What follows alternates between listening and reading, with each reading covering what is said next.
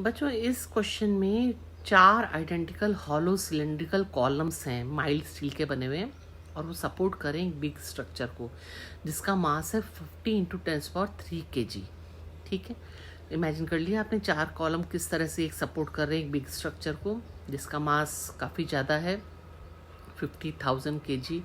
The inner and outer radii of each column are 50 centimeter 100 centimeter respectively, है ना। Assuming uniform local distribution, calculate the compression strain of each column। ठीक है, तो और young का modulus दिया है आपको 2 इंटू 10⁻11 पास्कल और जी की वैल्यू आपको पता है 9.8 मीटर पर सेकेंड स्क्वायर। तो आपको बताना है कि स्ट्रेन कितना है हर कॉलम के ऊपर। ठीक है, तो सबसे पहले हम ऐसा करते हैं, स्ट्रेस निकाल लेते हैं, हर कॉलम के ऊपर कितना स्ट्रेस है वो निकाल लेते हैं। उसके लिए हमें पता है मास कितना है बिग स्ट्रक्चर का 50,000 kg और इनर रेडिया कितनी है 50 सेंटीमीटर यानी कि 0.5 मीटर। आउटर रेडिया कितनी है 1 मीटर। तो एरिया कितना हो जाएगा हर कॉलम का, area is equal to pi r का स्क्वायर माइनस स्मॉल आर का स्क्वायर, है ना।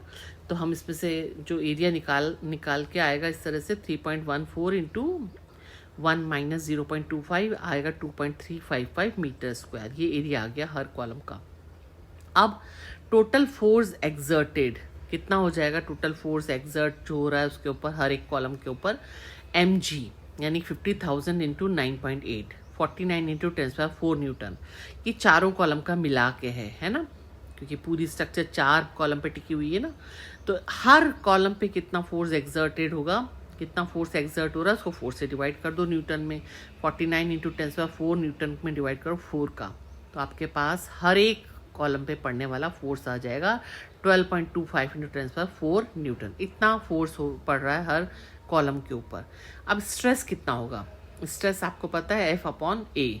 एरिया भी आपने निकाला था हर एक कॉलम का और आपने फोर्स भी हर एक कॉलम के ऊपर निकाल दिया। तो आपके पास स्ट्रेस आ गया, है ना। तो जब स्ट्रेस आ गया न्यूटन पर मीटर स्क्वायर में आप 520,169.8 इसमें अगर आप यंग्स मॉड्यूलस का डिवाइड कर देते हो तो आपके पास स्ट्रेन आ जाएगा हर एक कॉलम का।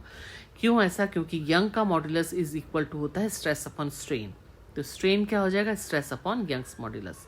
तो इसका आंसर आएगा 2.6 इंटू 10⁻⁻7। इसका मतलब है ये बी ऑप्शन जो है वो करेक्ट है। ओके।